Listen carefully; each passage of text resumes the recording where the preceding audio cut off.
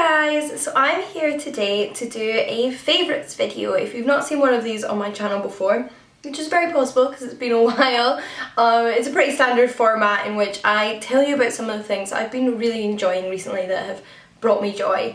And to be honest, one of the reasons I've maybe not done one of these videos of late is because I've not been in the best headspace. I have been so anxious. I've always really struggled with anxiety. It's where my mind goes, it's like how I cope with things. I've been talking about it with my therapist, which is one of my first favourites. I'm actually not including that as a favourite, but honestly, if you think you could benefit from counselling, please do look into it, because I really have done. And despite feeling really anxious at the moment, I thought perhaps sitting down and talking about some of the things I have enjoyed over the past few months might help centre me as much as it would give you some fun recommendations of things to check out. So without further ado, let's talk about the things that have been bringing me some joy. And the first one is actually a little bit different because it is a musical. It's been a while since I went to see a musical. I don't think I'd seen a musical since the beginning of the year, back in like January. Oh no, actually it was March. Anyway, so irrelevant.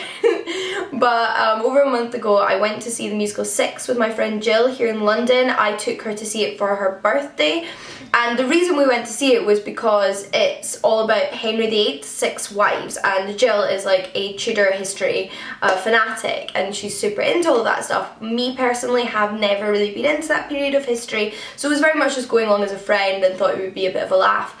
But it is my new all-time favourite musical, guys.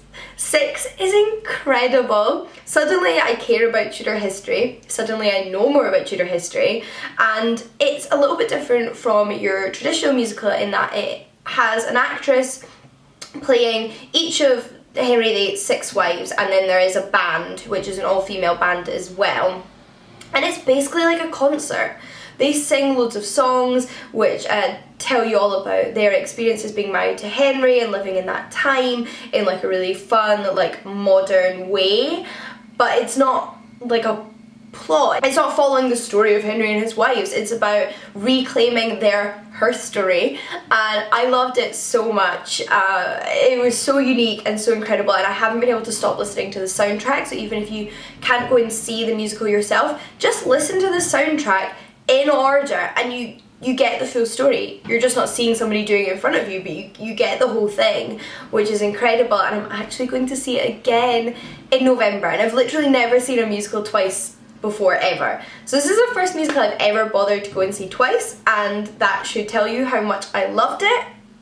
Equally, I want to mention that if you go and see it in London, the theatre that it's in is very small, so honestly, cheapest tickets you can get, still fantastic view, don't worry about spending loads of money. And I know that it is going to be touring, or is touring, because it's going to be in Edinburgh in early 2019. So if you are outside of London and can't get to London or wherever it's showing in the US at the moment, have a look around and see if it's going to be in a theatre near you, because it's so worth it. I love it. I haven't stopped talking about it to everybody I know. But something I actually discovered that exact same weekend was a board game that I picked up for myself in Waterstones, and that is Mapominos. So this was actually about $9.99, which, given how expensive some like tabletop and board games can be, I thought was pretty good. And I love this. I have played this so much since I got it, and it's really great because you can play it with like a really wide range of people. So you can play it with 2 people, you can play it with 5 people. That's the most I've played it with so far. But yeah, oh okay, it is 2 to 5 people. So I played it with the maximum and the minimum, and I love this. This is essentially a riff on dominoes, which I'm sure most of you are familiar with, that you match up the different numbers on your tiles. But what you have to do in this game is that you match up the borders on countries. So you can only place cards next to each other that share a border. So this is Germany, and it tells you all of the different countries that border Germany. So don't worry, your geography doesn't have to be perfect already. and you can then only border things that border Germany. So Norway would not work because these do not border each other, but it is so much fun, and you can get expansion packs for different parts of the world. If I didn't mention, this is the Europe edition, and I really want the Africa edition, but there is like a US edition, there's a UK specific edition, and you can play them all together. So like you can just join them onto one another, like they fit together, or you can play them separately, so you can buy whichever starter pack you want, just depending what preference of continent you would like to learn about. And I actually genuinely think this does help you learn about geography. So I think whether you're a kid or an adult who just doesn't have the greatest sense of geography, this may help you, and it's so much fun. It sounds so simple, but genuinely love it. Like one of my new favourite board games. And then, sorry, these are all so random, so I'm just going to continue mentioning things that are completely unrelated to one another. And the next one is this Flask. I actually mentioned this in my Brighton vlog because I'd recently picked it up and was just in astonished wow of how it had changed my life. This simple flask. This is not a revolutionary product. It is essentially just a small watertight flask that keeps liquids hot or cold, but what I find a lot of the time with flasks is they're either really big or you have to kind of carry them. So my refillable coffee cup that I have is like, you have to be carrying it if it's got liquid in it. This, I can make myself a coffee in before I leave the house in the morning, seal it up. I mean, I feel like this is all very redundant, you know how a flask works, but you seal it up, chuck it in my backpack, and it doesn't matter how much it rattles around, it does not leak, and it keeps it warm for hours. So I've like had early starts to the day, been getting trains or going to university or whatever, and instead of buying a coffee in my refillable cup, which I still use and is still great to have, I've made myself a cup of coffee in the morning, which obviously is much cheaper and saves you a lot of money in the long run. This was about $5.99 from TK Maxx. It's from the brand Smash, which I think you can also get in like Argos and probably other online stores. I'll try and link it down below, but I found mine's in TK Maxx essentially, and I have totally already saved my money from having this, and I think it's really cute and the colour's really cute, and I'm just, you know when you buy something so simple that you really should have bought ages ago and you realise how handy it is? This is one of those products. I wanted to mention it. Then I'm going to mention these because they're also pink, or one of them's also pink. Like, it's the same colour, so there's my transition. And these are two beauty products from Glossier. Yes, I have joined the basic internet crew of loving Glossier. It's true, it's great, I understand why everyone loves it. I mean, some of the products aren't going to work for me. I prefer slightly heavier coverage on the face, shall we say, than their foundations offer. However, two of my new all-time favourite beauty products are now from Glossier, and one of them is their mascara, which I have on now. I actually have the lip gloss on now too as well, but I'll talk about mascara first. And this is genuinely my holy grail mascara from now on. Now, there's two reasons for that. One is that it does not irritate my eyes, and I have very sensitive eyes. My eyelashes are prone to fall out, and I find a lot of mascaras, if I have them on for more than a few hours, make my eyes super itchy. So I've always tried to buy sensitive eye mascaras. And this isn't like marketed as Glossier's sensitive mascara, it's the only mascara they do. But it does work for sensitive eyes. My eyes do not get bothered by this from wearing it all day, which is incredible and rare for me. And then secondly, this is literally the only mascara I have ever owned in my adult life that has not given me black smudges under the eye. I'm sure a lot of you who are mascara are familiar with this, when your mascara has been on for a few hours and you just start to get like little panda rings, maybe because of sweat or just because it is a liquid on your eyelashes, but yeah, little black like bags of mascara under your eye, which I'm often wiping off and probably irritate my eyes further by rubbing my eyes to get it off. But this doesn't do that, and I'm honestly shook. I have never had a mascara that doesn't do that to some degree, and this one doesn't. I am truly wowed by this product, and I couldn't recommend it more highly. There's not a lot of mascaras in my life which I felt this passionately about, but Glossier is one of them. They're also cruelty free, which is obviously excellent, and this is my old one, but I just ordered a new one last week, so I'm waiting for it to come in the post. And then I wanted to mention this, which is a lip gloss, and this is their lip gloss. They only have one lip gloss, and it comes in 3 shades, and this is the sparkly one. Yes, and I love this. It is my new everyday lip product. Honestly, I've always been more of like a glossy lipstick and lip gloss person. Like, I don't like matte lips on me. I don't like the way they feel. And this is just like a clear gloss with sparkle in it. but it gives your lips like I just think a nice shine, and the glitter adds something, but it's not like chunky glitter or anything like that. You can't feel it, and I just love the way it looks. I always have it in my handbag now, and I wear it pretty much every day, and I just figured I would mention that I genuinely think these two products are so worth the hype. I think I have a referral code that I got when I've bought stuff from them, which I'll leave down below. Not that these were given to me or anything like that, but anyone can get a referral code which gets you like 10% off your first order, I think, which I used somebody else's referral code of. So if you want to use mine, I will leave it linked down below. But honestly, regardless, these products are amazing. Moving on to something a little bit different, but like still in the toiletry spectrum, and that is literally toilet roll. So I've mentioned this in a favourites video before, I think almost 2 years ago, like a year and a half ago, and it is Who Gives a Crap. The branding is upside down, sorry. That's what it looks like there. And these are recycled, sustainable toilet rolls, basically. They come entirely in paper packaging. There's no plastic involved. So each one's individually wrapped up in a jazzy piece of paper, and they come in cardboard box with, like I mentioned, recycled, sustainable cardboard packaging. And my flatmate and I have recently restarted using Who Gives a Crap. So we tried them out, loved it, but then just didn't order from them again. And we have since gone back to them and realised how epic they really are. So I feel weird talking about toilet roll and reviewing it for you, but genuinely one of these lasts for ages. There's like a lot of toilet roll in one roll, if that makes sense. And we decided to go for the bigger box this time, which obviously means that each individual toilet roll comes in at a lower price because you're getting more for your money.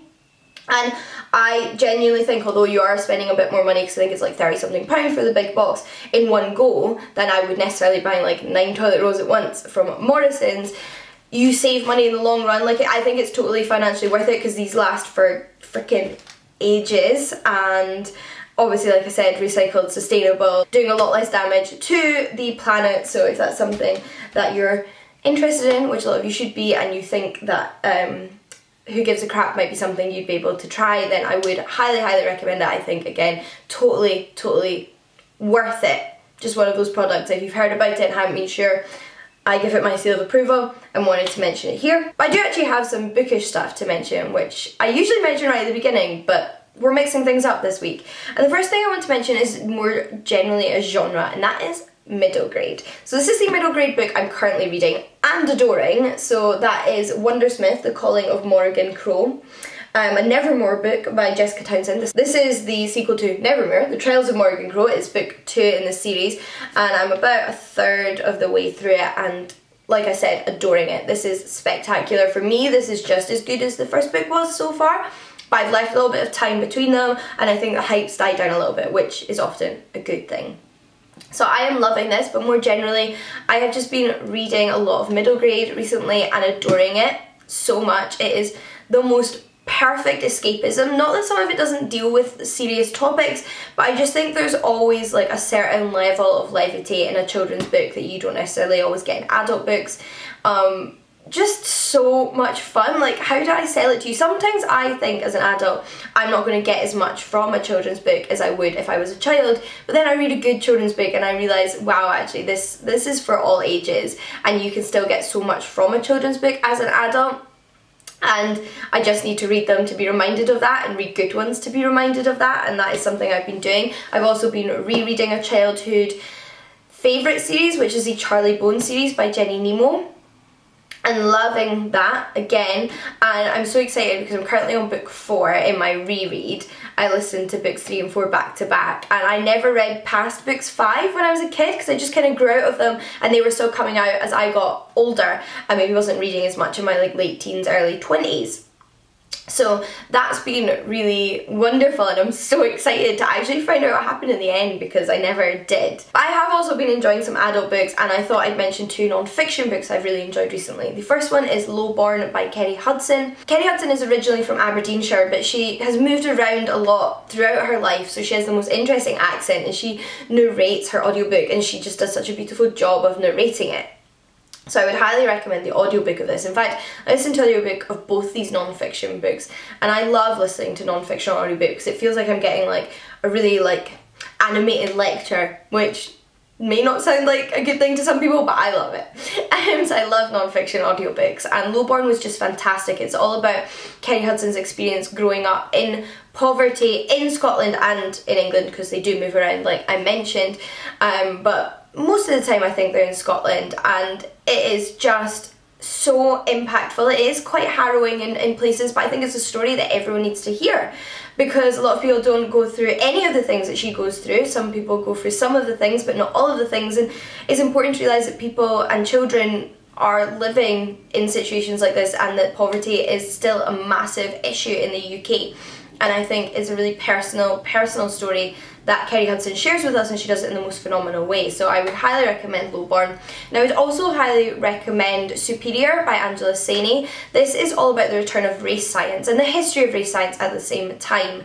So it's about how over the centuries people have tried to defend basically just the categories of races, and how races were basically invented to categorise people and to distinguish certain groups and separate them and imply that some are superior than others. I think we're all familiar with this history to a certain extent, and the book also explores the way in which it's still a thing today, and it could easily become mainstream again, because it's always lurking in the background. So it's something that we need to understand the history of, so that we can provide the arguments against it and highlight that this is bad science with no real basis. And it's so interesting. I find Angela Saini's books so accessible to somebody who doesn't know a lot about science / knows nothing about science and was really bad at science at school, because I think they have that perfect mixture of history and science, which means I find it easy to follow and really interesting. So would highly recommend that audiobook as well. Again, Angela Saini narrates it.